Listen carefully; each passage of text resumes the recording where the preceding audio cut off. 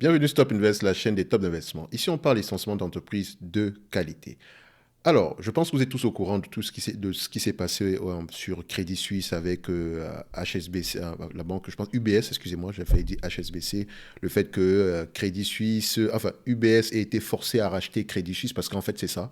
UBS a été forcé à racheter Crédit Suisse parce que techniquement, le prix qu'on a proposé, on n'appelle pas ça une fusion ou une acquisition, excusez-moi. C'est à la limite même de l'insulte.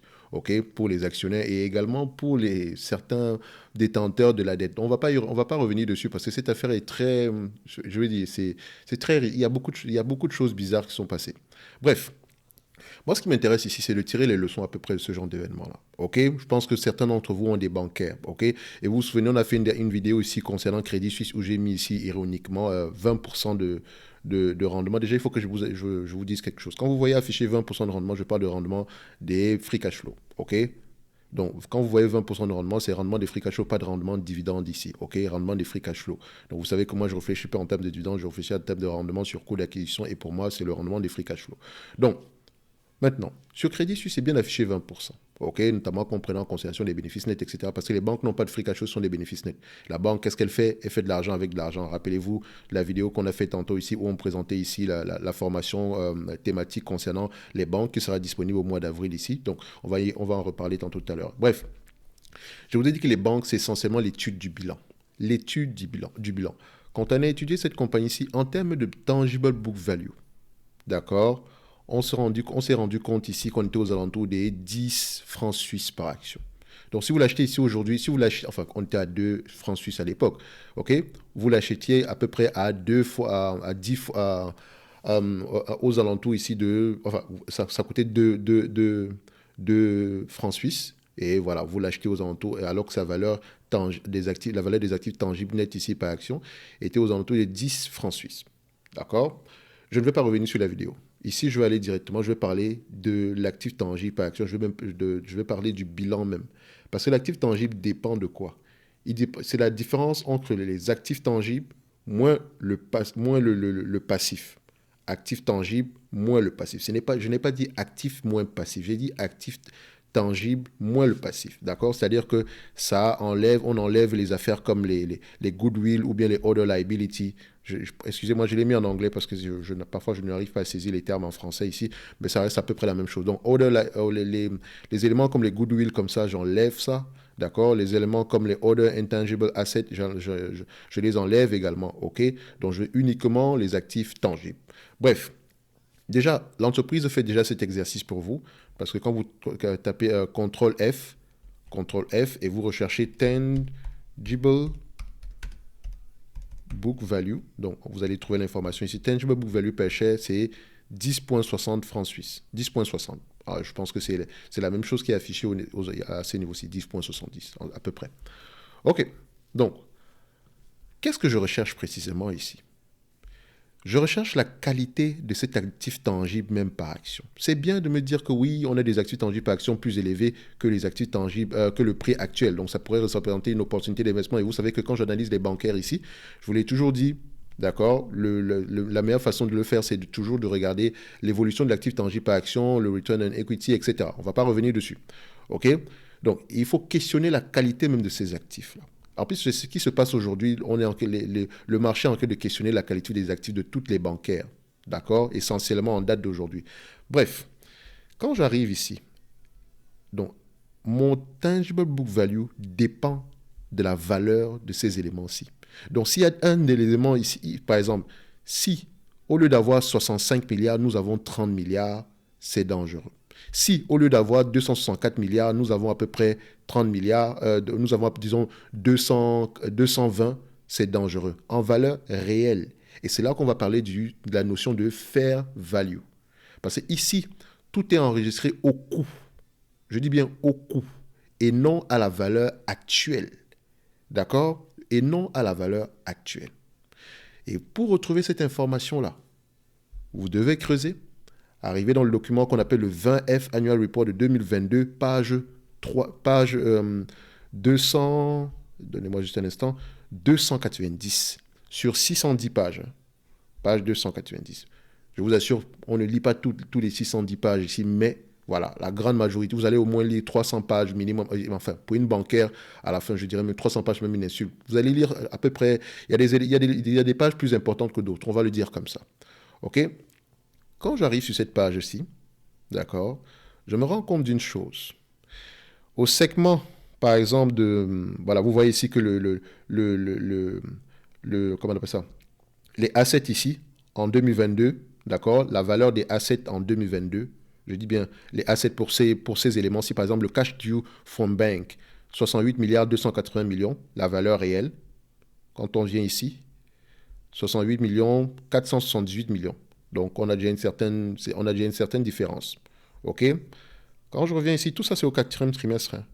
Quand je reviens ici, au niveau de, comment on appelle ça, disons, je vais aller, ouais, voilà, l'autre grosse partie, Security Purchase Under, bon, je vais l'agrandir ici, excusez-moi, je vais le dire en français, hein, je ne suis pas anglophone, donc voilà, ceux qui parlent anglais, excusez-moi, je vais prononcer ça en français. Security Purchase Under Resale Agreement and Security Borrowing Transaction.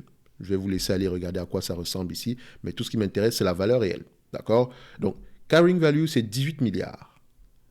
Ici, Security Purchase under Security Purchase under Machin Agreement, où est-ce que c'est posé?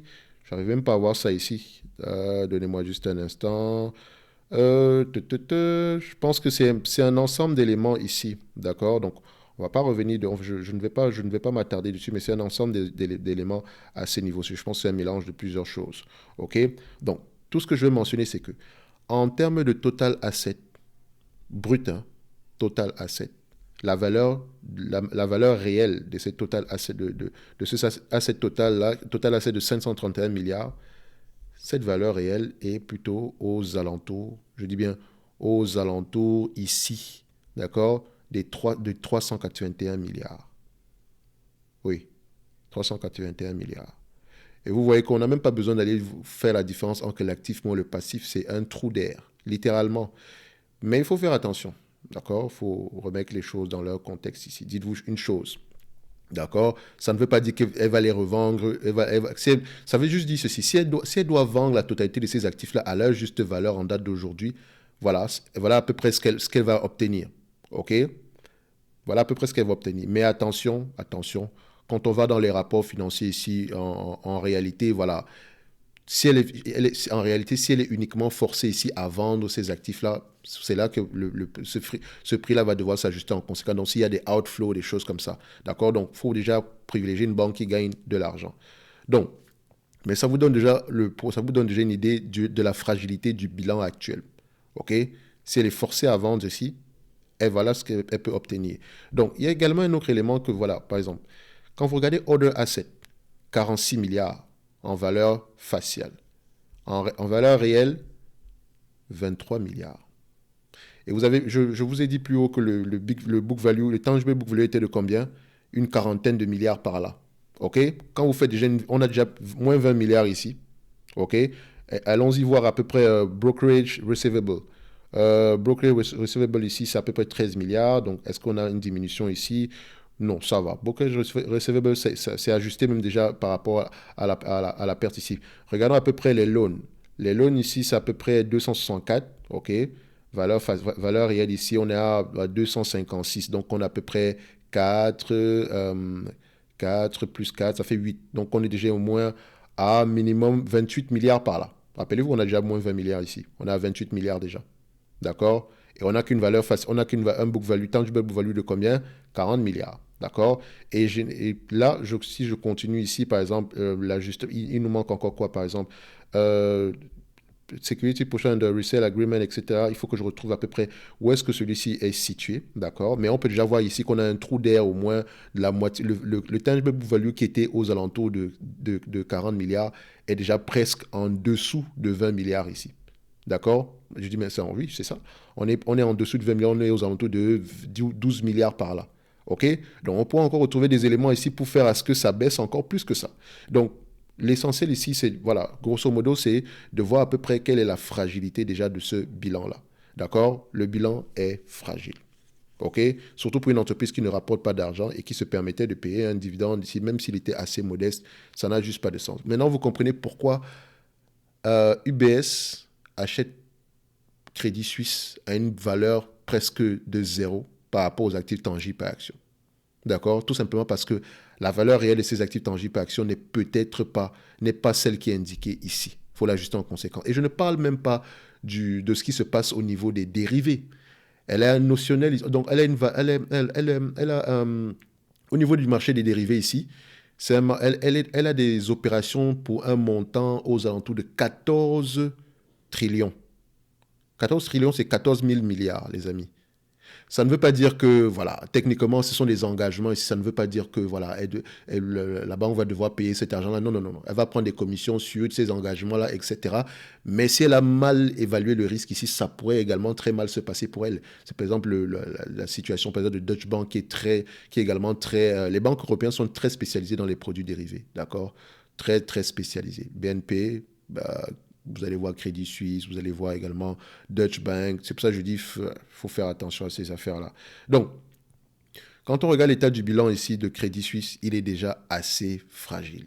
Et on est encore, si je me limite juste au tangible book value ici, voilà, sur les éléments quantitatifs, on va se dire, opportunité d'investissement, oui. Mais il faut questionner la qualité de ce tangible book value-là. Et quand on questionne ce tangible book value-là, on est déjà à moitié moins que ça. D'accord? Je pense qu'on était aux alentours de 12 milliards par là. D'accord? 12 milliards par là. OK? Et encore, on peut même trouver d'autres éléments derrière. OK? Donc, vous voyez même qu'en réalité, à la fin de la journée, voilà, ça va complètement disparaître. Parce que quand on regarde ici, ils vous disent ici que le Overview of Financial Instrument Measure à Amortized Cost by Balance Sheet, donc aussi à un certain niveau ici, vous remarquez que voilà, le 518 milliards au total qu'on a ici, en réalité, voilà, on est à 381. OK? 381. Il n'y a presque rien du tout même qui reste à la fin de la journée. Rien du tout. Il n'y a rien qui reste. OK? Donc, il faut faire attention aux banques. D'accord? Je ne dis pas que votre banquier préféré va faire faillite ou quoi que ce soit, mais je vous dis, si vous n'avez jamais lu un rapport financier ou un bilan comptable, et encore ça pourra encore s'ajuster, hein, faites attention. Vous pouvez voir ici, c'est 600 pages, les amis. 600 pages, je peux vous regarder. C'est assez long. Et il faut le lire. Il faut lire ceci. Et il faut lire et comprendre.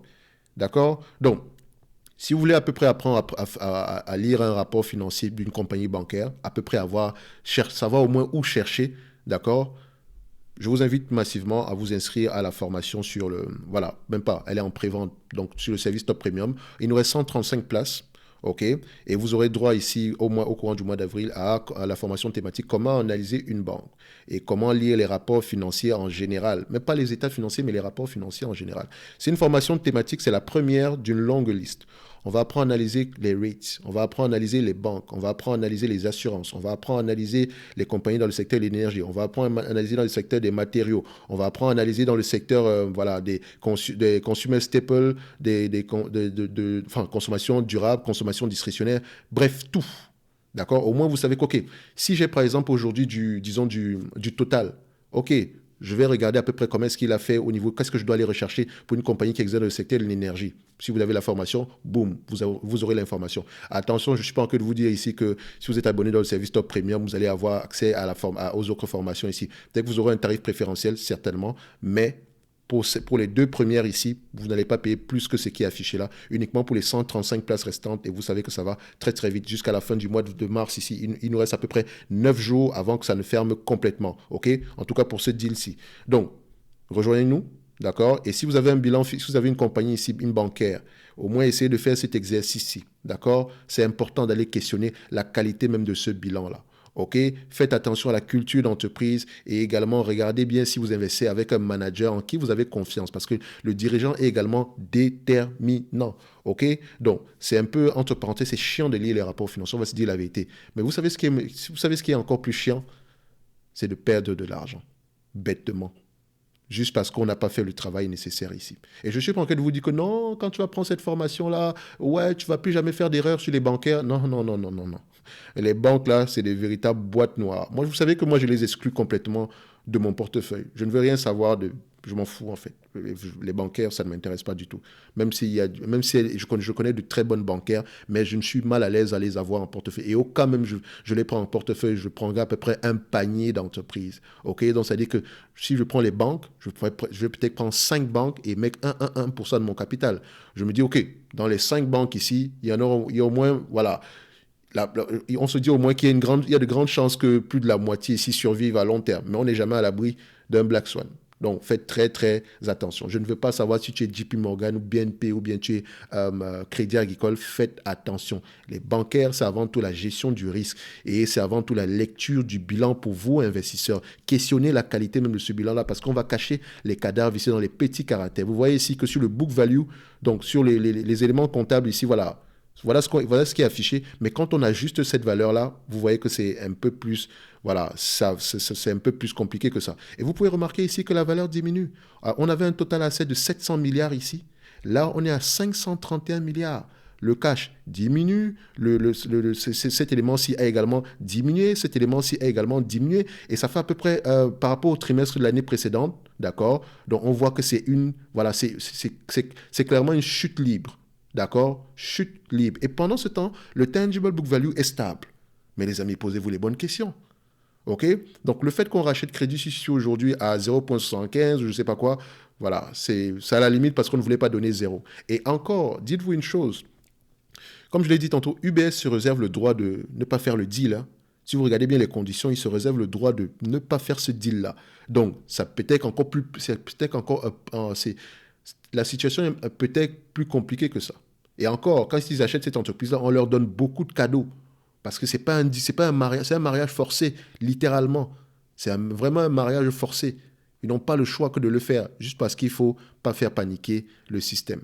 Donc, voilà, j'ai essayé à peu près de vous donner le maximum d'informations possibles ici. Comme je vous l'ai dit, voilà, les bancaires, ça reste parfois en général pour les bonnes de très bons investissements. Elles payent de gros dividendes.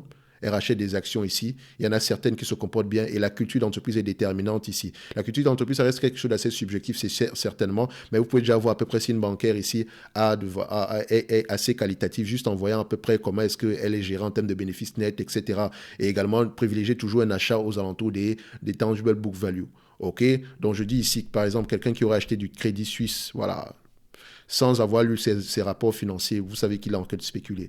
Donc, n'oubliez pas, le lien pour le service Top Premium est dans la description de la vidéo et pour la promotion concernant la formation thématique, ça s'arrête à la fin de ce mois de mars. Si les places sont terminées demain, c'est terminé demain. OK? Donc, on va se donner rendez-vous sur la prochaine vidéo et d'ici là, lisez vos rapports financiers. Merci.